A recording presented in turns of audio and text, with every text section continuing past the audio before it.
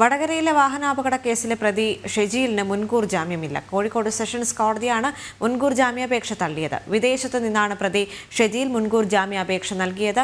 അനഘ ഹർഷൻ ചേരുന്നുണ്ട്. അനഘ, വിവരങ്ങൾ.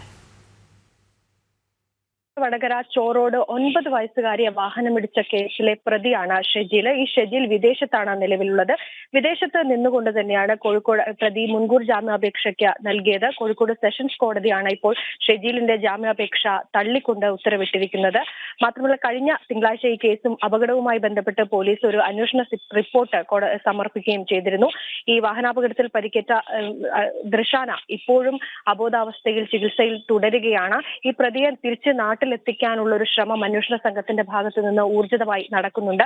ആദ്യഘട്ടത്തിൽ ഈ ബ്ലൂ കോർണർ നോട്ടീസ് പുറപ്പെടുവിക്കുന്നതടക്കമുള്ള കാര്യങ്ങളിലേക്കൊക്കെ തന്നെ അന്വേഷണ സംഘം കടന്നിട്ടുണ്ട്. ഇപ്പൊ ഈ പ്രതി വിദേശത്ത് ജോലി ചെയ്യുന്ന സ്ഥാപനവുമായി ബന്ധപ്പെടാൻ അന്വേഷണ സംഘത്തിന് കഴിഞ്ഞിട്ടുണ്ടെങ്കിലും പ്രതിയുമായി നേരിട്ട് സംസാരിക്കാൻ ഇത്ര ദിവസം കഴിഞ്ഞിട്ട് പോലും അന്വേഷണ സംഘത്തിന് കഴിഞ്ഞിട്ടില്ല. എന്തായാലും പ്രതി നാട്ടിലെത്തിയതിനു ശേഷമായിരിക്കും കേസുമായി ബന്ധപ്പെട്ട മറ്റു കാര്യങ്ങളിലേക്കൊക്കെ കടക്കാൻ സാധിക്കുക. എന്തായാലും പ്രതിയെ നാട്ടിലെത്തിക്കാനുള്ള ശ്രമം തന്നെയാണ് അന്വേഷണ സംഘത്തിന്റെ ഭാഗത്തുനിന്ന് ഇപ്പോൾ നടന്നുകൊണ്ടിരിക്കുന്നത്. ശരി, എന്തായാലും വടകരയിലെ വാഹനാപകട കേസിലെ പ്രതി ഷെജീലിന് മുൻകൂർ ജാമ്യമില്ല. കോഴിക്കോട് സെഷൻസ് കോടതിയാണ് മുൻകൂർ ജാമ്യാപേക്ഷ തള്ളിയത്.